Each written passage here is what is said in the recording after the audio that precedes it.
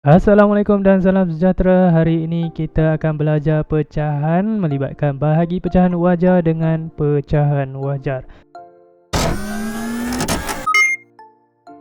Murid-murid dah tonton video cikgu yang sebelum ini. Cikgu menggunakan penerangan gambar rajah dan kaedah yang saya gunakan dalam video yang sebelum ini samakan penyebut. Di akhir video nanti anda boleh bagi penilaian kaedah mana yang lebih senang dan kaedah yang mana yang kamu rasa dapat membantu kamu mengurangkan kesilapan. Tanpa membuang masa, jom kita belajar. Okey, dalam video ini saya akan terangkan dua kaedah. Yang pertama, kaedah A, kaedah samakan penyebut. Nanti kaedah B, kaedah tukar operasi dan songsangkan pecahan. Jom kita tengok. Okey, samakan penyebut. Macam mana nak samakan penyebut? Jadi kita akan tukarkan penyebut ni jadi sama. Penyebut darab dengan 2, jangan lupa pengangka pun darab dengan 2. Next, 1/2, jangan lupa penyebut darab dengan 5, pengangka pun darab dengan 5. Bila anda darabkan, anda samakan penyebut, anda akan dapat satu pecahan baru yang nilainya setara. Okey, pecahan yang setara. 2 darab 2, 4, per dengan 5 darab 2, 10. Okey, bahagi dengan 5/10. Jadi kita akan bahagikan pengangka sahaja. 4 bahagi 5. Naik atas sikit.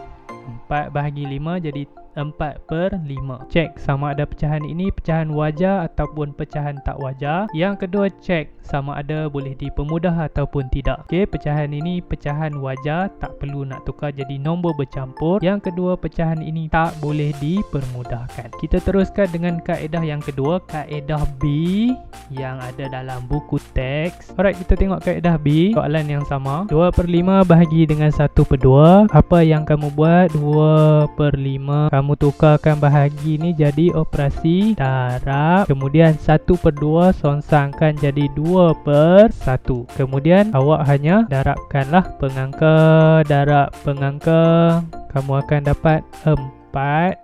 Jangan lupa penyebut darab dengan penyebut. 5 darab 1 sama dengan 5. So dapat jawapan 4/5. Nampak kan beza kaedah A dengan kaedah B. So untuk contoh yang pertama, anda rasa yang mana lebih senang, kaedah A ataupun kaedah B? Itu terpulang kepada masing-masing, A senang atau B senang. Baik, contoh yang kedua. Okey, kaedah ini kaedah samakan penyebut. Jadi apa yang perlu murid-murid lakukan? Kita akan samakan penyebut. Cek, tengok penyebut. 3, 6. 6 boleh tak jadi 3? Tak boleh. 3 boleh tak jadi 6? Boleh. Macam mana? 5/6 bahagi 1/3. 3 boleh jadi 6. Di 3 kita darabkan dengan 2.